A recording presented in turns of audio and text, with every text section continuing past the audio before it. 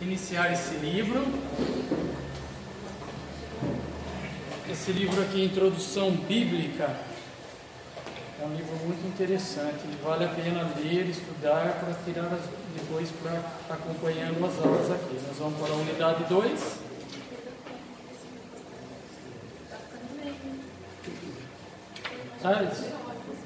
Ele atrasou uns dias, mas chegou. Amém? Vamos.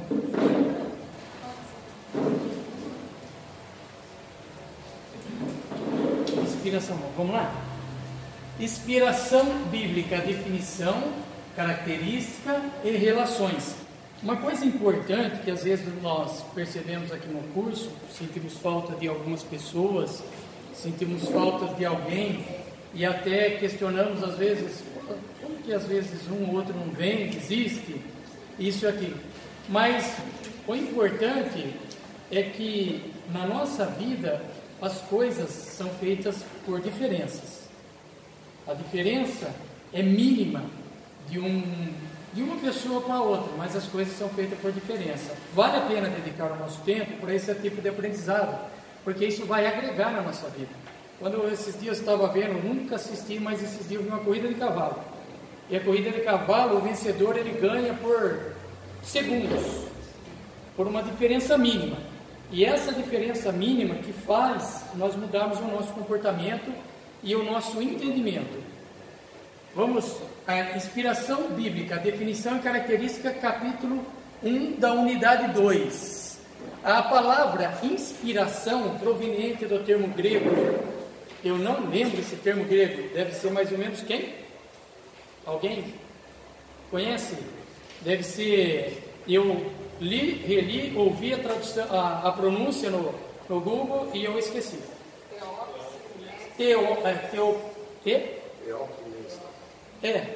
Uma coisa mais ou menos assim, que a inspiração ela é simplesmente, literalmente, soprada por Deus. A ação sobrenatural exercida pelo Espírito Santo sobre alguns homens divinamente escolhidos para uma missão específica: transmitir mediante a escrita a palavra de Deus.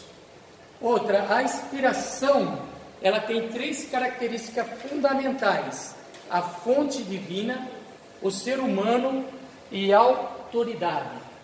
A primeira característica, que é a fonte divina, ela está pautada no fato de que a inspiração bíblica tem a sua fonte em Deus, ou seja, por intermédio dele, pelos patriarcas, pelos profetas e os discípulos que falaram aos homens. Essa é a fonte divina. E também temos a fonte do ser humano, segundo as características, está pautada no fato de que a inspiração da Bíblia diz a respeito a Deus, utilizando dos homens como instrumento para transmitir a sua vontade, utilizando seus propósitos, vocábulos e experiências. É interessante nós imaginarmos uma situação assim. Deus, ele inspirou a Bíblia, até aí tudo bem. Ele usa o homem, até aí tudo bem. Mas quem ele mais usou? Pentateuco foi escrito por Moisés. Moisés era uma pessoa comum, era uma pessoa bem inteligente, do que nós aprendemos aqui. Era um camarada que foi criado no palácio, que teve uma educação, diferenciada dos outros, e Deus usou ele. Outro que nós vamos aprender aqui é toda a história da igreja. Apóstolo Paulo, uma pessoa que tinha um conhecimento muito grande a respeito de tudo que tinha acontecido e de todo o Antigo Testamento. Então, vale a pena a gente refletir sobre isso pelo seguinte motivo: às vezes a gente tem o hábito e a gente usa uma palavra, mas Deus vai capacitar e Deus vai nos orientar e nós vamos resolver isso aqui. Mas se não tiver o conhecimento, se não dispor desse momento para aprender um pouquinho, nós não conseguimos avançar muito frente na nossa vida. Isso que é importante. Nós vemos aqui também a autoridade. A terceira característica repousa no sentido de autoridade. A palavra a palavra está na própria palavra e não nos seus autores, constituídos de autoridade máximas em temas doutrinários e éticos. A autoridade da palavra está na palavra. A autoridade da palavra, o poder da palavra está na palavra.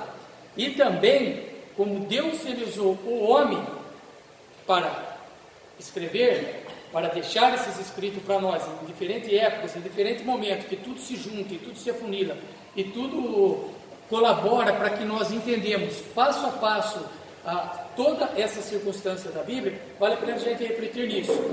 Nós precisamos ter o conhecimento, como o pastor comentou na outra aula aqui a respeito de Davi, a gente precisa ter o conhecimento para entender e aplicar. Outra questão aqui, ainda sobre a inspiração, esse livro ele traz três fundamentações: revelação, iluminação e propósito. A revelação, ele trata-se do desenvolvimento em Deus, faz em si mesmo, desvendamento que Deus faz em si mesmo através da palavra escrita, tendo na pessoa de Cristo o ponto central, e através da revelação que Deus foi aos poucos tornando conhecido o seu plano redentor. Toda a escritura gira em torno de Cristo, como nas outras aulas, na aula do tabernáculo, principalmente que o pastor Fernando, ele elucidou aqui as nossas dúvidas a respeito de tudo que existia no tabernáculo, ligando a Cristo. Então toda a escritura, ela traz essa revelação de Cristo. E na iluminação, da aula passada que foi feito o quadro aqui, isso daqui, ele traz muito relembra um pouquinho para nós, que consiste na capacidade concedida por Deus para a compreensão do texto sagrado, ou seja, somente pelo Espírito Santo que nós temos a compreensão exata do texto sagrado. Sem a oração, sem a meditação e sem o Espírito Santo, torna-se difícil a gente entender um texto. É por isso que a Bíblia, ela traz muito claramente que ela deve ser meditada e às vezes não lida de qualquer jeito, né? Nós temos que meditar na palavra. O propósito de toda a escritura sagrada gira em torno disso, para que todos os homens salvem e cheguem ao pleno conhecimento da verdade. Esse é o propósito principal da escritura, e tudo se alinha para que isso seja claro e objetivo quando nós entendemos e lemos. Depois ele tem umas outras teorias, que é a teoria da acomodação, teoria da contradição, teoria da ignorância e teoria do conflito. Essas teorias, principalmente no livro, vai falar de alguma coisa no sentido, acomodação. Às vezes as pessoas ficaram acomodadas por um período, e nesse período da acomodação, eles trouxeram uma linguagem que eles entendiam, e às vezes nós poderíamos entender. Da contradição, o pastor Fernando já falou a respeito disso na outra aula, que às vezes tem muitas pessoas que questionam a Bíblia e dizendo que ela contradiz, mas a própria palavra, ela traz a revelação. E depois tem a teoria da ignorância e a teoria do conflito, que vai estar bem resumidinha aqui, que eu vou mandar depois, aqui na aula de hoje. Essa é mais ou menos uma base do que o pastor depois vai falar a respeito da aula de hoje. Eu sei que é um material assim um pouquinho denso, é uma coisa assim meia que nós não estamos acostumados a ver e nem ouvir, mas é importante a gente ter essa noção. E lembrando que o mínimo de diferença na nossa mente vai trazer benefício para nós. Muito benefício. E para você chegar em algum lugar só através de uma questão, do esforço. Se não tiver esforço, nós não chegamos em lugar nenhum. Sem esforço, o ser humano é parado. Ele só reclama. Mas com esforço, nós aprendemos cada dia mais. Até aqui, pastor. Muito bem.